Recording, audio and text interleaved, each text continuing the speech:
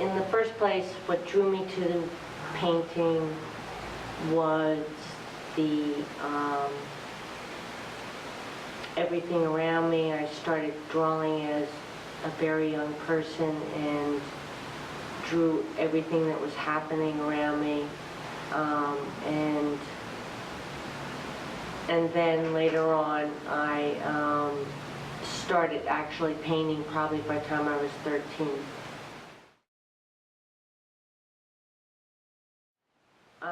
No, I started out abstractly as a youngster. And I was abstract all through college. My thesis was abstract.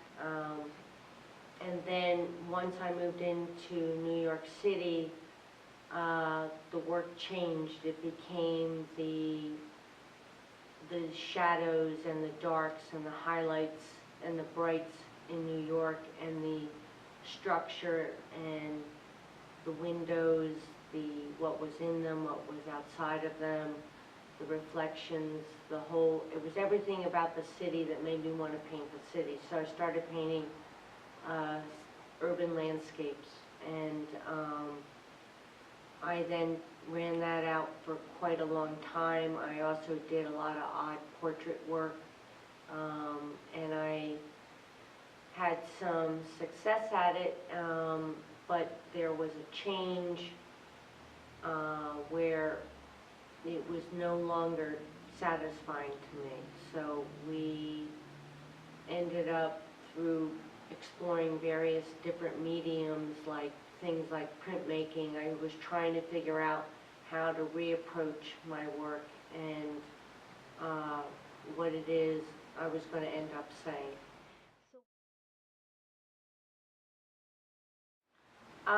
Well, I was drawn to the layering because I had been introduced previously to printmaking, and I was thinking already in terms of layering ideas with trying to transform my artwork into something different. And it won out that I was introduced to encaustic. I was really taken away by how I saw some landscapes. They were very milky, they were very layered, and had a lot of light coming from within. They were very unusual, something I hadn't really seen, and so I was really taken in, and I wanted to explore it.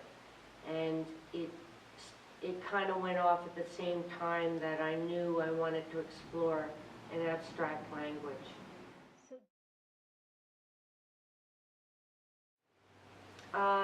Usually I start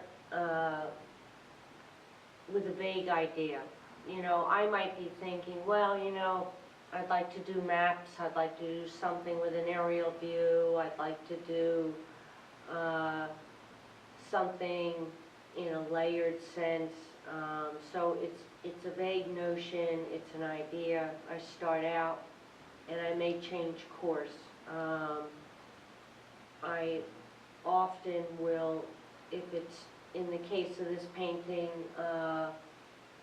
there was a lot of layering going on and color work that needed to come together, and I used this line mechanism, which are incised lines, to kind of transform the surface of the painting and create a grid.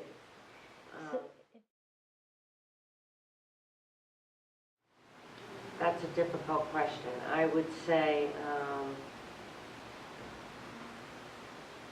abstract. I would say colorful, and you know, more in the vein of shape. Shape is interesting to me. So those are like three things that would describe it.